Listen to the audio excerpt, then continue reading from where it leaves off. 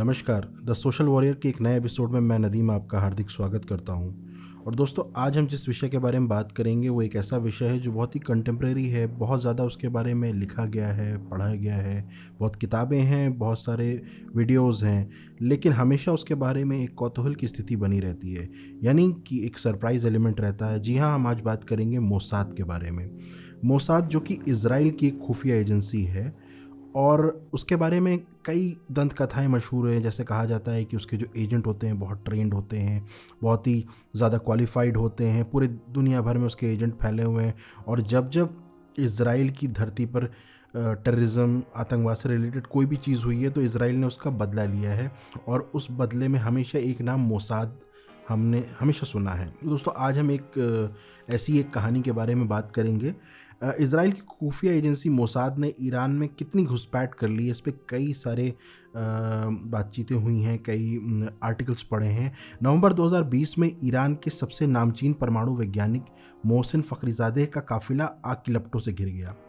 थोड़ी देर में उनकी मौत हो गई। उन पर आर्टिफिशियल इंटेलिजेंस के सहारे रिमोट मशीन गन चलाई गई थी, ऐसा कहा जाता है। किसी गतिशील लक्ष्य पर इस तरह के सर्जिकल अटैक के लिए ग्राउंड पर रियल इंटेलिजेंस की ज़रूरत होती है, खासकर तब जब आप नागरिकों को नुकसान पहुंचाए बिना किसी खास शख्स को अपना टारगेट बनाते हैं। फखरीज़ादे की मौत के बाद ईरान के खुफिया विभाग के मंत्री महमूद अलावी का बयान आया है।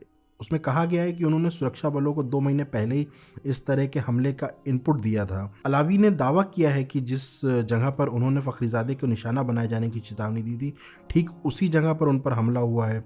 अलावी ने यह भी बताया है कि जिस शख्स ने इस हत्याकांड को अंजाम दिया वह ईरान की सेना से जुड़ा हुआ था। उन्होंने ये भी कहा कि हम अपनी सेना पर इंटेलिजेंस ऑपरेशंस को अंजाम नहीं दे सके।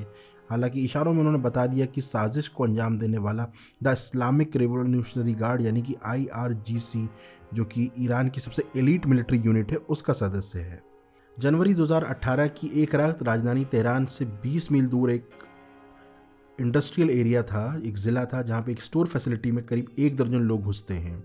वहाँ 32 अलमारियाँ थीं। ये सब लोग जानते थे कि वहाँ पे सबसे कीमती चीज़ किस अलमारी में रखी है। 7 घंटे से भी कम समय में उन लोगों ने 27 अलमारियों के ताले गला दिए, और उन्होंने वहाँ पर छिपा कर रखे गए आधा टन परमाणु से जुड़े हुए दस्तावेज़ यानी कि न्यूक्लियर एनर्जी से जुड़े हुए दस्तावेज़ चुरा लिए, और कोई निशान नहीं छोड़ा। ईरान के इतिहास में यह अब तक की सबसे बड़ी चोरी मानी जाती है। हालांकि अधिकारियों ने इस मामले में चुप्पी साध ली थी।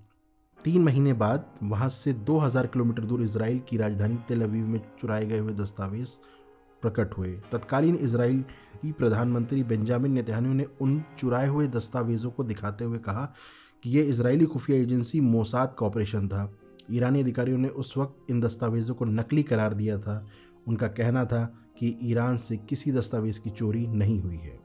ईरान के राष्ट्रपति हसन रूहानी ने अगस्त 2021 में अपने कार्यकाल के आखिरी दिन में ये माना कि इजराइल ने उनके देश के परमाणु दस्तावेज चुराए हैं।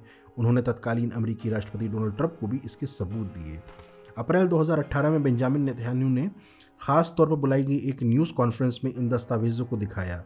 उन्होंने इसमें ईरान के अघोषित परमाणु कार्यक्रम में मोहसिन फ़खरीज़ादे की भूमिका का जिक्र किया, और ऐसा कहा जाता है कि इजराइल बोलो मत सीधे गोली मारो की नीति भी अपनाता है।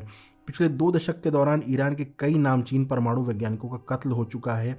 ईरान के परमाणु और सैनिक प्रतिष्ठानों पर तोड़फोड़ की गई है, सबोटाज की ऑपरेशंस किए गए हैं। यही नहीं, लेकिन अब तक ईरानी सुरक्षा बल इस तरह के हमलों और साजिशों को रोकने में पूरी तरह नाकाम रहा है। इजराइल शायद ही कभी मोसाद की गतिविधियों का जिक्र करता है।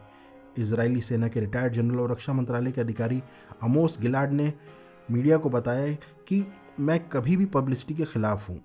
अगर आपको गोली मारनी है तो मारो, इसके बारे में बात मत करो। मोसाद इसलिए ही जानी जाती है कि हम अपना ऑपरेशन शानदार तरीके से चुपचाप बिना किसी प्रचार के अंजाम देते हैं। मोसाद की घुसपैठ कहाँ तक है, इस पर ईरान सरकार में काम कर चुके अधिकारी को कहना है कि आज सबसे बड़ी चिंता की बात यही है कि मोसाद ने ईरानी सुरक्षा और खुफिया संस्थाओं में काफ़ी ऊपर तक घुसपैठ कर ली है।